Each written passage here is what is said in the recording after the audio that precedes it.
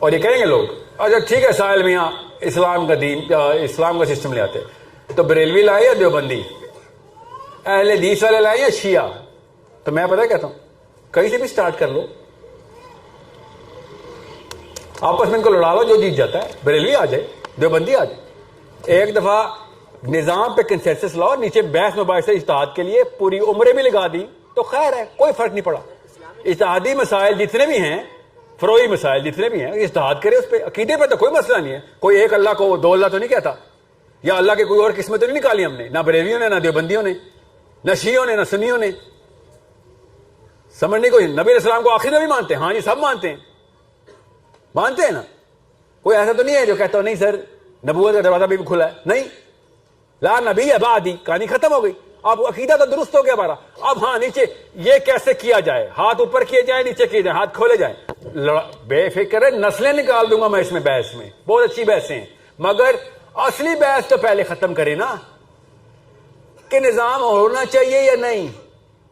اگر نظام کے اوپر آنا ہے تو آپ گرین پگڑی پہنے یا کالی, اٹ ڈز ناٹ میٹر. یہ دو نمبر ہمارے آگے نہیں چلے گی, آپ ہمارے یوز کے آگے کہ بریلوی لائے یا دیوبندی لاؤ, سر آپ گرین پگڑی والے لے کے آئے. آپ کو بتاتا ہوں نا, پہلے اس سوال کا جواب جو ہے نا وہ سمجھے.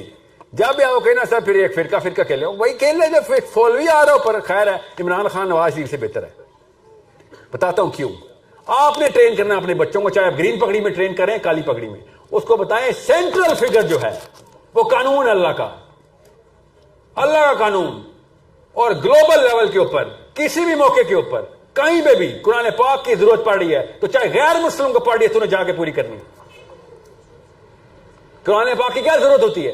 افریقہ میں پڑی تھی نا اپارٹائڈ موومنٹ میں نیلسن منڈیلا کے حبشیوں کو, ہم کیوں نہیں گئے؟ قرآن ہی مانگ رہے تھے نا. وہ کہا تھا انہوں نے ربنا آتنا فی الدنیا, کہا تھا نا, ہم نے کہا تھا نا ربنا آتنا فی الدنیا, ہم نے کہا ہے نا ربنا آتنا فی الدنیا حسنہ. کیا ہے یہ؟ وہ بھی تو ہی مانگ رہے نا. تو قرآن کی ضرورت ہے. ہمیں تو پتا ہے کہ اللہ تعالیٰ نے کہا تھا کہ بھائی جب ایک بستی والوں نے آواز لگائی تھی کس چیز کی, آپ کہتے ہیں ربنا آتنا فی الدنیا حسنہ, کا مطلب کیا ہے ہمیں بتایا؟ پیسے. یہ بتایا نا ہمیں, یہ بتایا ربنا آتنا فی الدنیا حسنہ کا مطلب پیسے.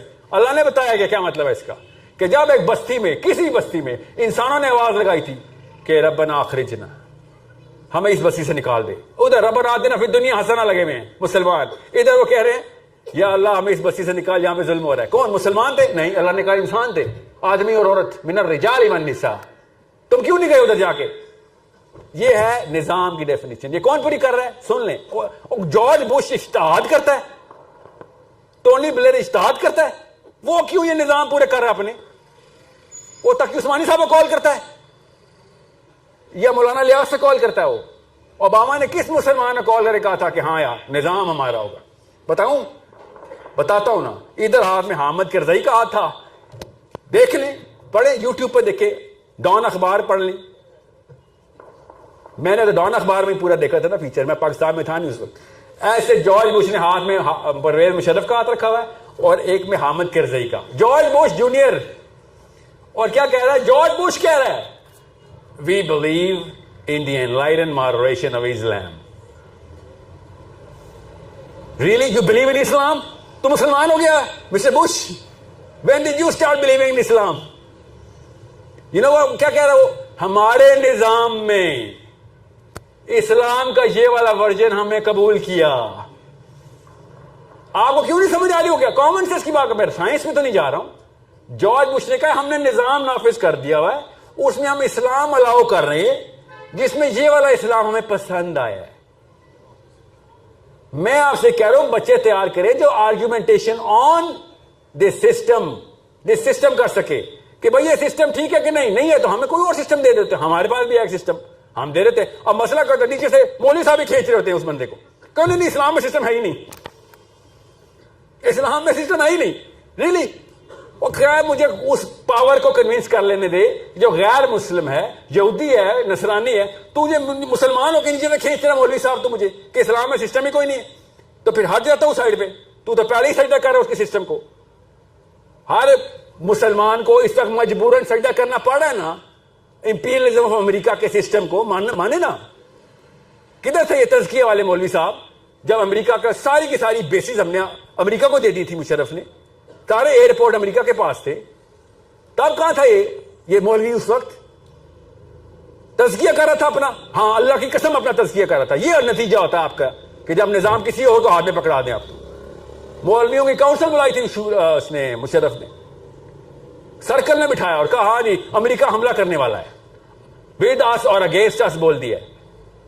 تو ڈاکٹر سرار کہتے ہیں کہ میں نے اس سے پوچھا, سنے ویڈیو پہ, انہی کی زبان سننے, میرے سے کیا سنتے ہیں, کہ میں نے پوچھا سب کے بول رہے تھے ہاں یار حملہ کر دے گا, تو ہمارے پاس تو طاقت نہیں ہے.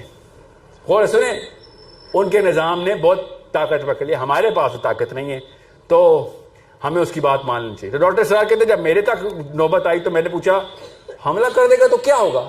کیا ہوگا کیا مطلب ہے ڈاکٹر صاحب؟ امریکن فوج آ جائے گی ادھر. اچھا پھر کیا ہوگا؟